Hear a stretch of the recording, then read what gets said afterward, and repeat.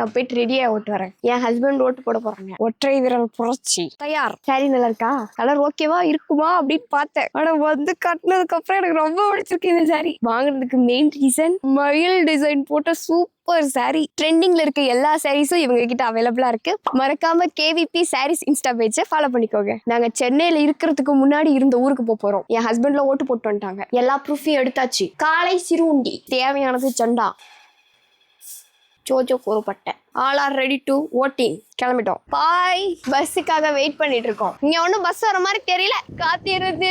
காத்திருது bus ஒன்னும் வரலையே. மீண்டும் மீண்டும் மீண்டும் மீண்டும் பஸ்ஸுக்காக காத்திருக்கிறேன். ஒரு பஸ் கூட நிக்கல. ஒரு வழியா பஸ் ஏறிட்டோம். தண்ணீர் இடைவெளி. பஸ் ஸ்டாண்டுக்கு வந்துட்டோம். இங்க இருந்து இன்னொரு பஸ் ஏறணும். மதிய உணவுக்கு டைம் ஆயிடுச்சு வேற. வந்தது ஒத்த பஸ், ஒரு ஊரே ஏறுது. அப்பாடா எங்க ஊருக்கு வந்துட்டோம்.